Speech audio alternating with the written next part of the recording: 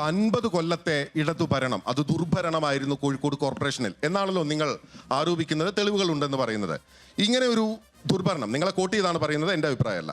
ഇങ്ങനെ ഒരു ദുർഭരണത്തിനെതിരെ നിങ്ങൾ വളരെ ശക്തമായ ഒരു മത്സരത്തിന് ഒരുങ്ങുന്നു എന്ന പ്രതീതി ഉണ്ടായിട്ട് എന്താണ് തുടക്കത്തിലെ പാളിപ്പോയത് നിങ്ങളുടെ പാർട്ടിക്ക്? നോക്കൂ, തിരഞ്ഞെടുപ്പ് തുടങ്ങിയതേ ഉള്ളൂ. ഞങ്ങൾ ഇക്കാര്യത്തിൽ വളരെ ഞങ്ങൾ ഉന്നയിക്കുന്ന കാര്യങ്ങളെല്ലാം ഞങ്ങളൊക്കെ വോട്ട് വയ്ക്കാൻ പോകുമ്പോൾ മുഴുവൻ ആളുകളും, അത് CPM വോട്ട് ആൾക്കാർ, CITയിലെ തൊഴിലാളികൾ, അതുപോലെ DYFI ആൾക്കാർ ഉൾപ്പെടെയുള്ള ആളുകൾ മാറ്റം വേണമെന്ന് ആഗ്രഹിക്കുന്നത് എന്തുകൊണ്ടെന്നറിയോ? ഇപ്പോൾ ഇതേപോലെ അഴിമതികളാണ്. അഴിമതിയുടെ കഥ നമ്മൾ പറഞ്ഞിട്ടില്ല. അല്ല ഞാൻ ചോദിച്ചത്, അങ്ങനെ ചോദിച്ചത് എനിക്ക് മനസ്സിലായിട്ടുണ്ടോ എന്ന് അറിയില്ല. അതായത് നമ്മൾ തുടക്കത്തിലെ സ്ഥാനാർത്ഥി നിർണയത്തിൽ നിങ്ങൾക്ക് പാളിപ്പോയോ? ഞാനൊരു കാര്യം പറയാം. ഞങ്ങളുടെ സ്ഥാനാർത്ഥികളെ ആയി വെച്ച 2 പേരാണ് വോട്ട് ഇല്ലാതെ പോയിട്ടുള്ളത്. ഒരാളല്ല, 2 പേര്. ഒരു പാവപ്പെട്ട സ്ത്രീ, അത് അവർ മത്സരിക്കാൻ തീരുമാനിച്ചത് മെഡിക്കൽ കോളേജ് സൗത്തിലാണ്. അവിടെ വോട്ടില്ല.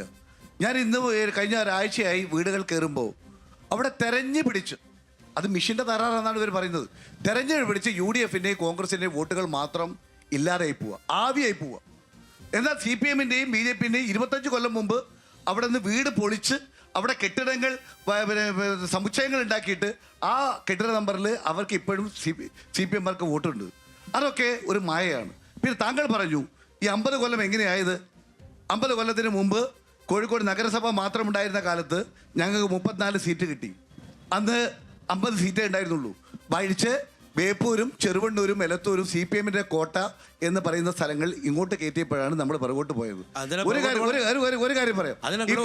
ഇപ്പോ വെട്ടിമുറിച്ചിരിക്കുന്നത് ഞങ്ങൾ കോടതിയിൽ പോയി പക്ഷേ അത് കേൾക്കാൻ തയ്യാറായില്ല. അതുകൊണ്ട് ഇപ്പോ വെട്ടിമുറിച്ചത് കോടതി പോയിട്ട് തിരിച്ചടിയായില്ലേ? കോടതി എന്താ പറഞ്ഞത്? വോട്ടർ പട്ടിക പരിശോധിക്കാനാണ് ഒരാളെ സ്ഥാനാർത്ഥിയാക്കുന്നത്. ഒരു കാര്യം, താങ്കള് കോഴിക്കോടാണ് ഇപ്പോൾ ഉണ്ടായിരുന്നെങ്കിൽ താങ്കൾക്ക് വോട്ടുണ്ടാവില്ല. അല്ലെങ്കിൽ താങ്കളുടെ ഇടതുപക്ഷ സഹയാത്രികനായി മാറിയിരുന്നെങ്കിൽ താങ്കൾക്ക് വോട്ടുണ്ടാകും. ഞാനൊരു കാര്യം, പ്ലീസ് ഞാനൊന്ന് പറഞ്ഞോട്ടെ, പ്ലീസ് ഞാനൊന്ന് നിങ്ങൾ ഒരു കാര്യം മനസ്സിലാക്കേണ്ടത്, ഞങ്ങള് പ്രിയപ്പെട്ട എൻ്റെ സുഹൃത്ത് മുസാഫറിനോട് പറയുന്നത്, നിങ്ങൾ വോട്ട് മുറിക്കുകയല്ല, നിങ്ങളെ ഈ അപ്പകഷ്ണം മുറിക്കുന്ന പോലെ വാർഡ് മുറിച്ചാലും ഇത്തവണ 50 വർഷത്തെ ദുർഭരണം തൂത്തറിഞ്ഞ് ഐക്യ ജനാധിപത്യ മുന്നണിയുടെ ഭരണം ഇവിടെ വരും. അത് ഞങ്ങളുടെ ഉറപ്പല്ല, ഞങ്ങളുടെ താല്പര്യമല്ല, ജനങ്ങളുടെ താല്പര്യമാണ്. ആ താല്പര്യവുമായി ഞങ്ങൾ മുന്നോട്ട് പോവുകയാണ്.